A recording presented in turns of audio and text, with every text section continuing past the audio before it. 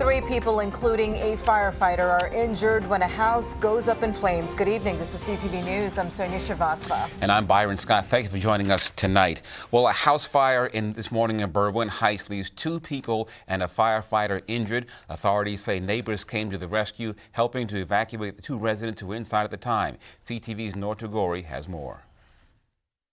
Heavy smoke was bellowing from an upstairs room in this Berwyn Heights home when a passerby who happened to be a volunteer fireman helped rescue 2 elderly people out of this home. This morning around 9:15, first responders were called to a fire on Seminole Place.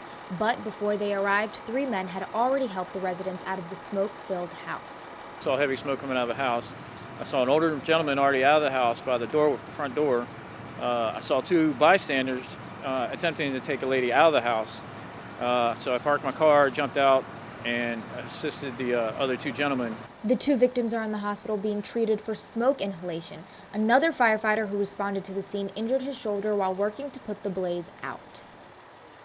We know the area of origin appears to be a bedroom.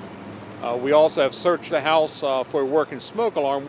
Unfortunately, we did not find that smoke alarm, so we believe this house was not protected. The cause of the fire is still under investigation, and the conditions of the residents who were rescued are still unknown. From Berwyn Heights for CTV News, I'm Noor Tagori. And officials say the fire caused about $75,000 worth of damage. Also, the 2 occupants who were hospitalized are currently in a burn unit in fair condition. The Maryland Department of Health and Mental Hygiene will take a 2% hit this year. This after Governor Larry Hogan announced his budget last week. Today, Acting Secretary Van Mitchell briefed members of the House Subcommittee on Health and Human Resources. Now, this is the first time General Assembly members are getting a look at where the potential $50 million in cuts may be. A spokesperson for the Maryland nonprofit Healthcare for All says the timing of the cuts is poor. We're concerned because Maryland has made tremendous progress over the last decade or so. We've probably insured close to 500,000 people that had no opportunity to find quality, affordable health care this year.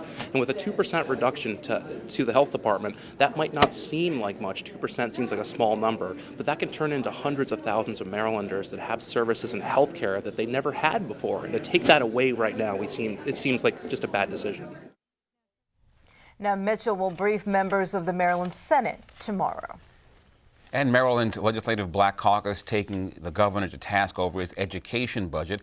Larry Hogan's proposal released last week would reduce funding to each school district by $143 million. Now, at a press conference earlier today, caucus members said the reductions could undermine gains made in recent years to reduce a minority achievement gap in Maryland schools. Now, according to the Post, the chair of the Prince George's delegation drafted a letter to Governor Hogan asking to meet with him over the issue.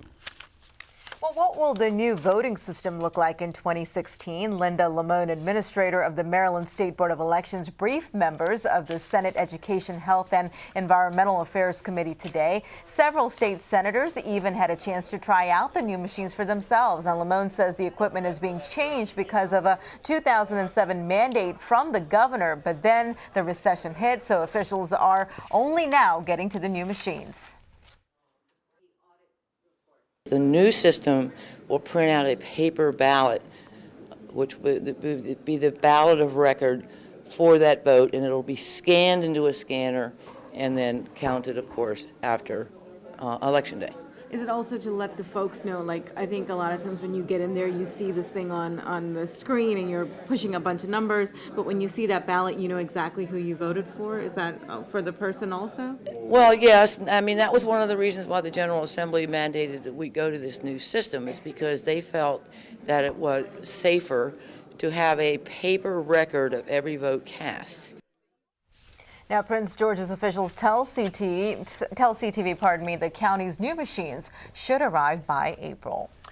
And meanwhile, Maryland's acting transportation chief says he'll make his recommendation to the governor this spring regarding the Purple Line project and a light rail system plan for the Baltimore area. Now, Peter Ron tells the Baltimore Sun he's keeping an open mind about both projects. Now, the 16-mile Purple Line transit system will connect Prince George's and Montgomery counties. Opponents say it makes good business sense. Opponents say at an estimated $2.45 billion, it's way too expensive. Ron says he plans to make his recommendations at the end of the legislative session. And, of course, you are watching CTV News. I'm Byron Scott. And I'm Sonia Shrivastava.